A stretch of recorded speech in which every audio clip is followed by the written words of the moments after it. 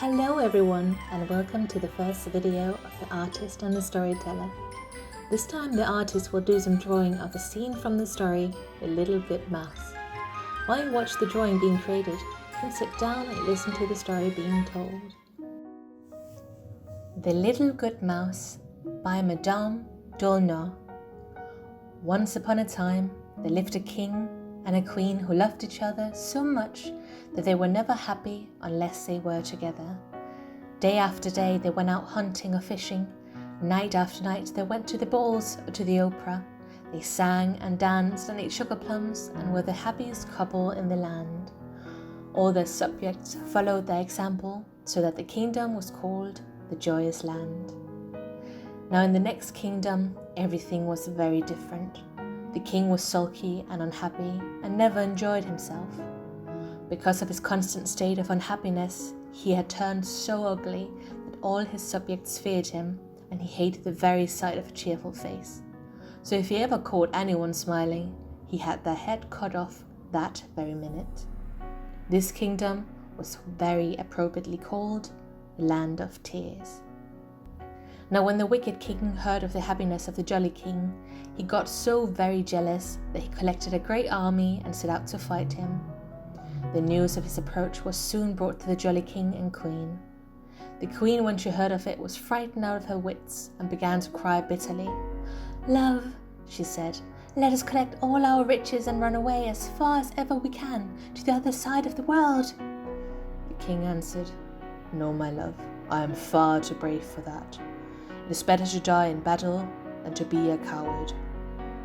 Then he assembled all his armed men, and after bidding the queen a tender farewell, he mounted his splendid horse and rode away. When he was lost to sight, the queen could do nothing but weep, wring her hands and cry, "If the king is killed, what will become of me and our little daughter?" She was so sorrowful that she could neither eat nor sleep. The king sent her a letter every day, but at last, one morning, as she looked out of the palace window, she saw a messenger approaching in hot haste. "What news do you have, courier?" cried the queen, and he answered, "The battle is lost and the king is dead. In another moment the enemy will be here." The poor queen fell back insensible, and all her ladies carried her to bed and stood around her, weeping and wailing. Then began a tremendous noise and confusion, and they knew that the enemy had arrived. Very soon they heard the unhappy king himself stamping about the palace, seeking the jolly queen. Her ladies put the little princess into her arms and covered her up, head and all, in the bedclothes, and ran for their lives. And the poor queen lay there shaking and hoping she would not be found. Very soon the wicked king clattered into the room, and in a fury, because the queen would not answer when he called to her, he tore back her silken coverings, tweaked off her lace cap.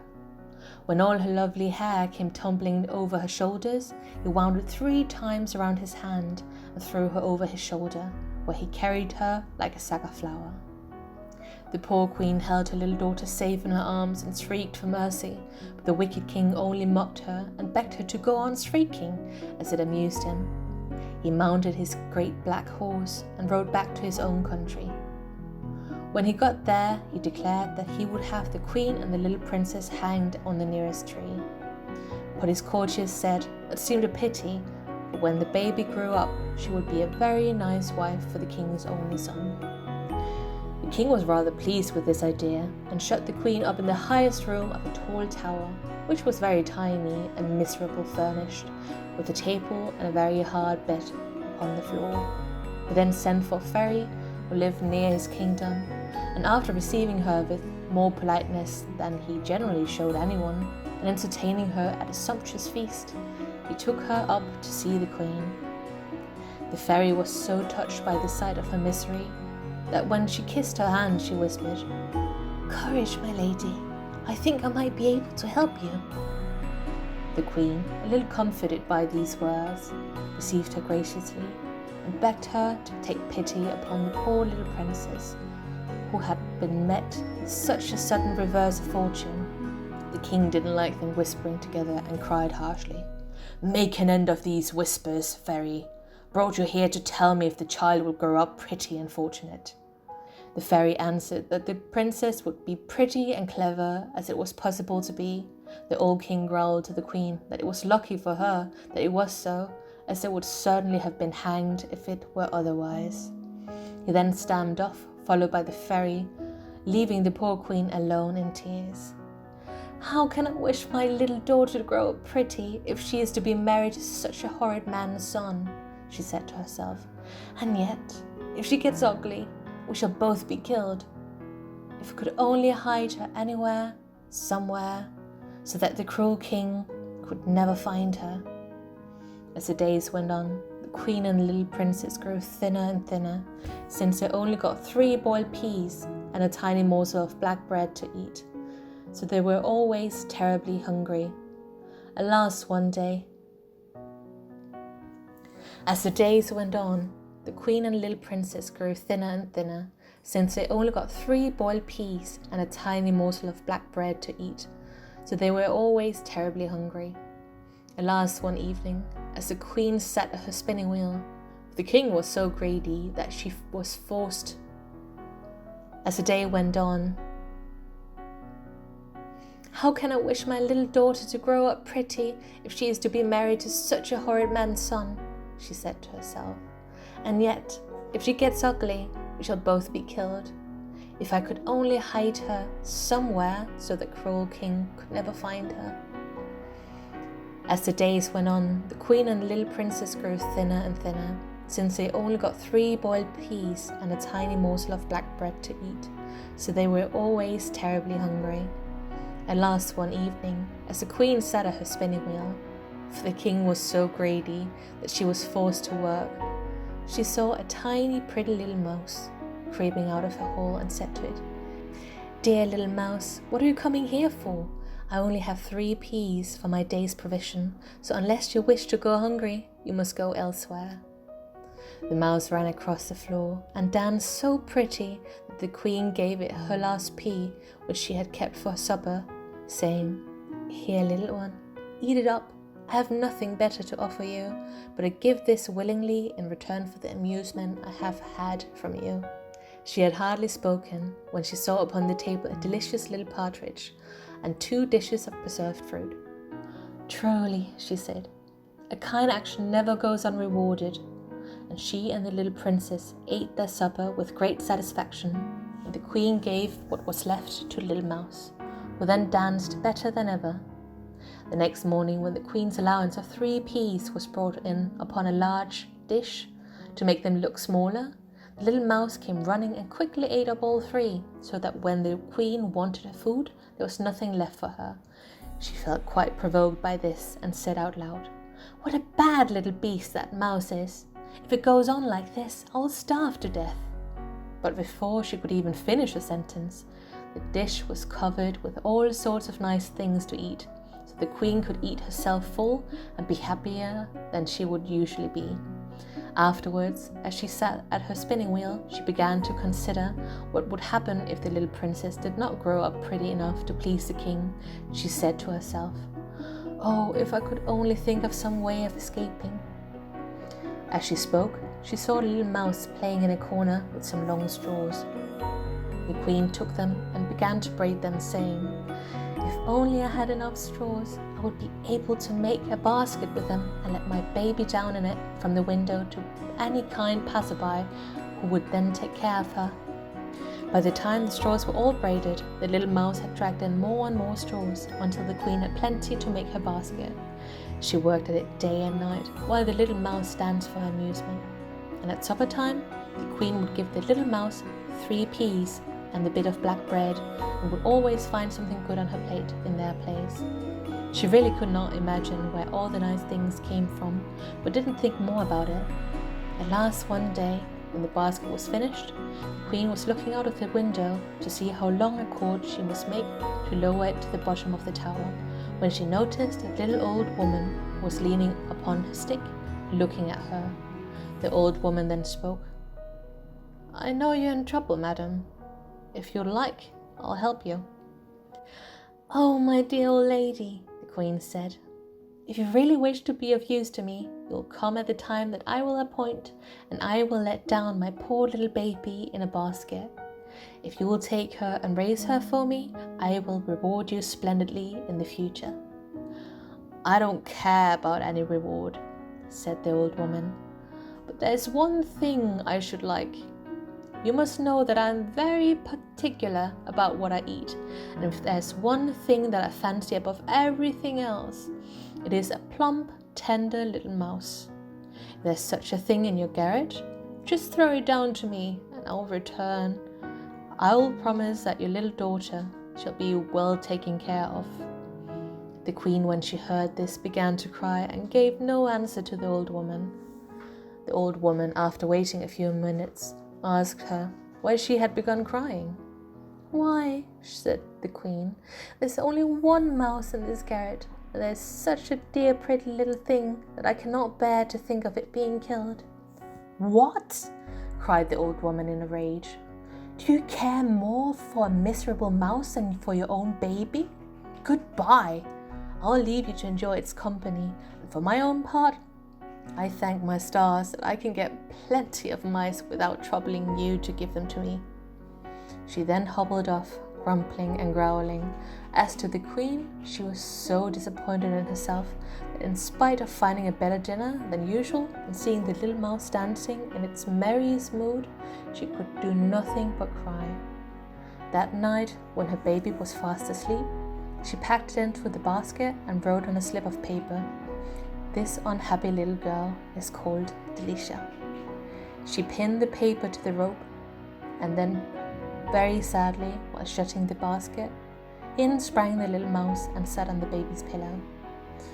"Ah, little one," said the queen, "it cost me dear to save your life. How shall I know now whether my Delicia is being taken care of or not? Anyone else would have let the greedy old woman have you and eaten you up, but I could not bear to do it." The mouse then answered, "Believe me, lady, you will never repent of your kindness."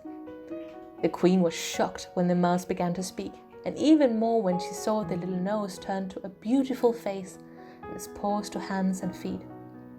It suddenly grew tall, and the queen recognized the fairy who had come with the wicked king to visit her. The fairy smiled at her surprised look and said, "I wanted to see if you were faithful and capable of feeling a real friendship for me, since fairies are rich in everything but friends, and those are hard to find. It is not possible that you should want for friends, you charming creature," said the queen while hugging the fairy. "Indeed it is so," the fairy said, "for people are only friendly with me for their own advantage. I do not see as friends. But when you cared for the poor little mouse, you could not have known there was anything to gain from it, and to try you further, I took the form of the old woman whom you talked to from the window. Then I was convinced that you really cared for me."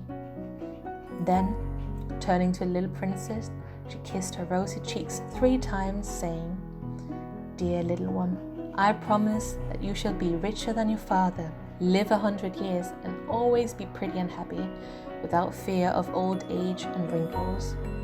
The queen, quite delighted, thanked the fairy gratefully and begged her to take care of the little Delicia and raise her as her own daughter.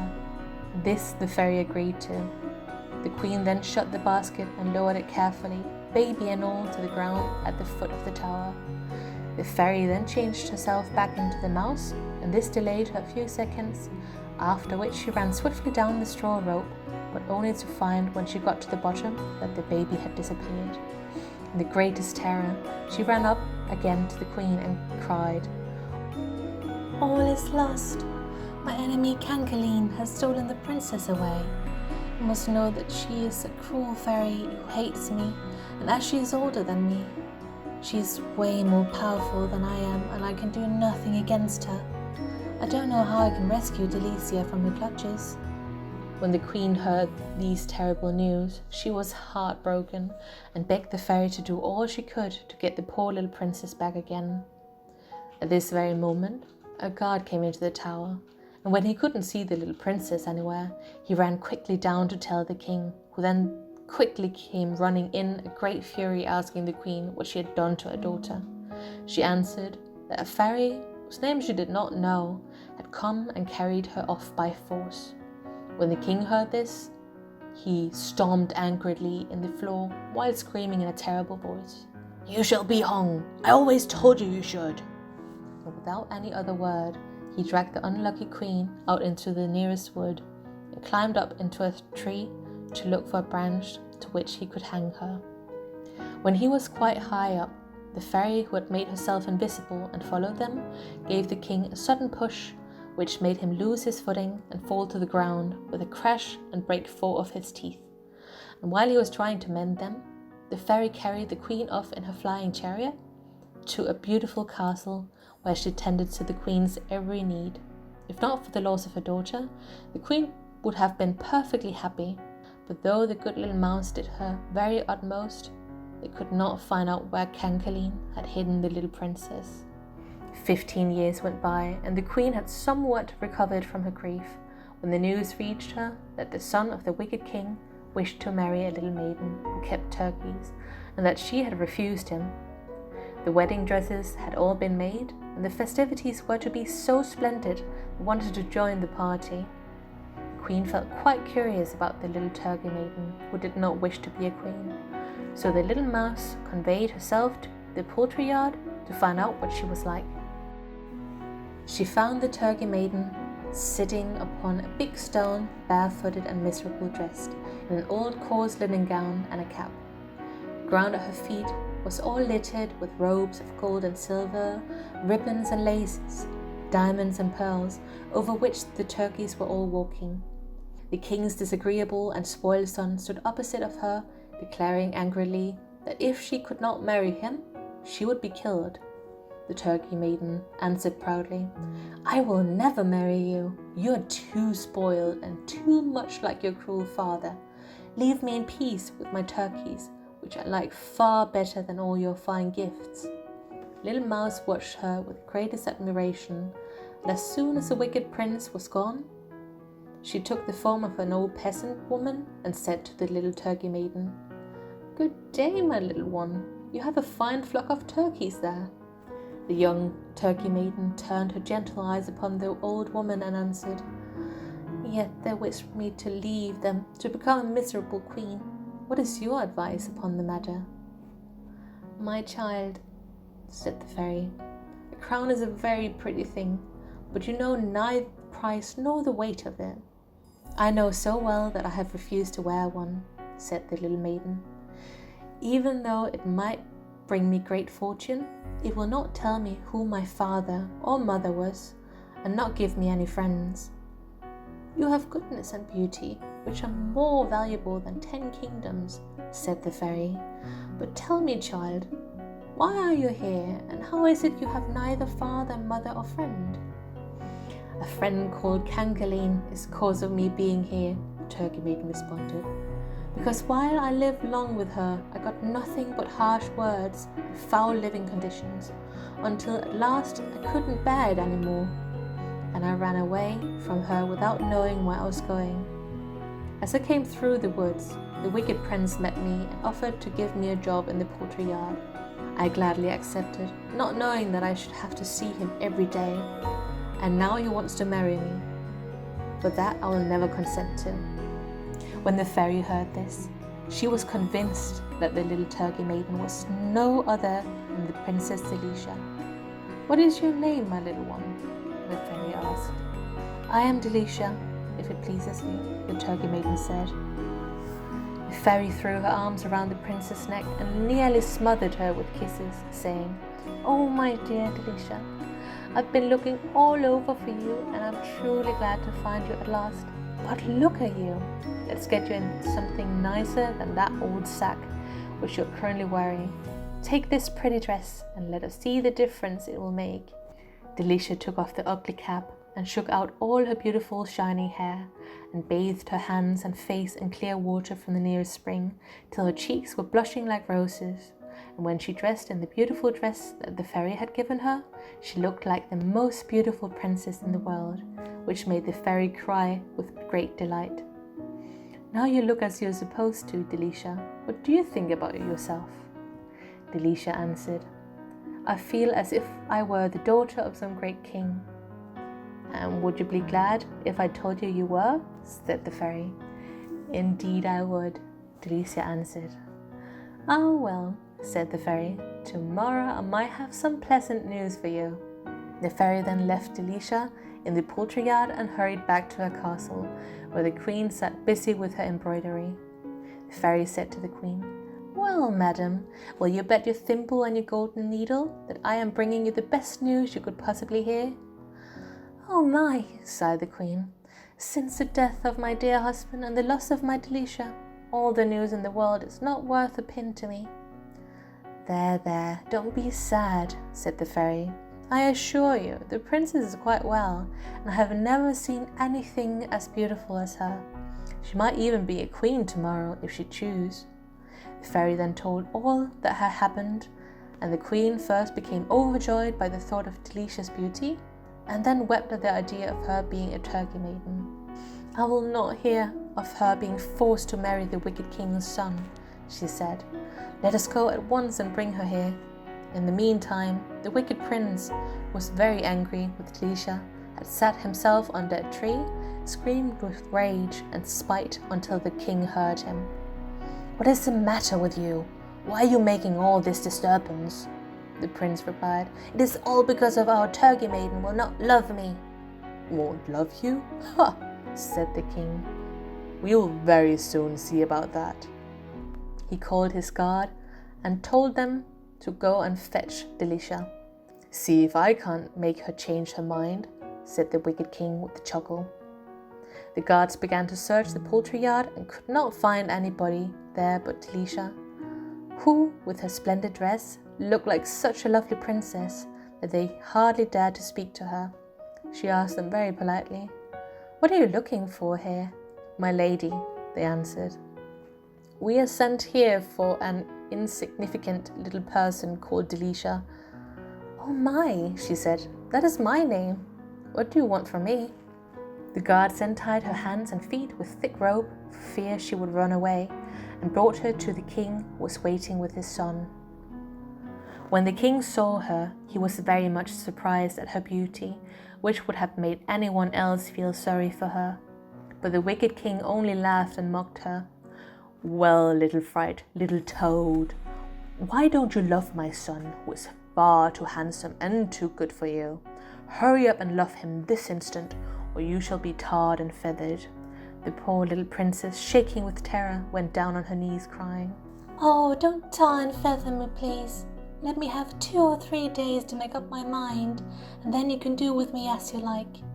The wicked prince would very much have liked to see her tarred and feathered, but the king ordered that she should be thrown in a dark dungeon. At this moment, the queen and the fairy had arrived in the flying chariot to fetch Delicia from the poultry yard.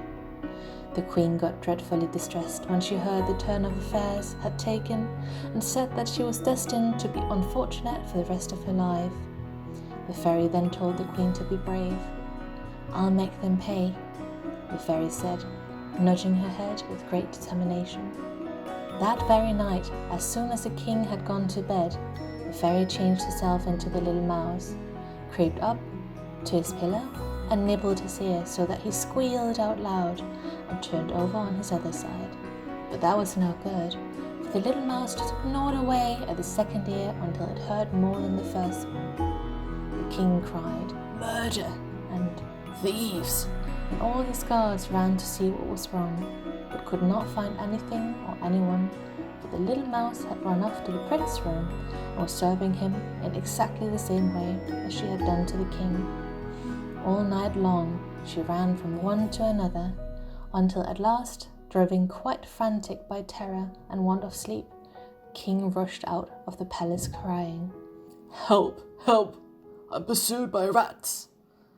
The prince, when he heard this, got up and ran after the king, and they had not gone far when they both fell into the river and were never heard from again. The good fairy ran to tell the queen, and they went together to the black dungeon where Delicia was imprisoned. The fairy touched each door with her wand, and it sprang open instantly, but they had to go through 40 before they came to the princess, who was sitting on the floor looking very poor.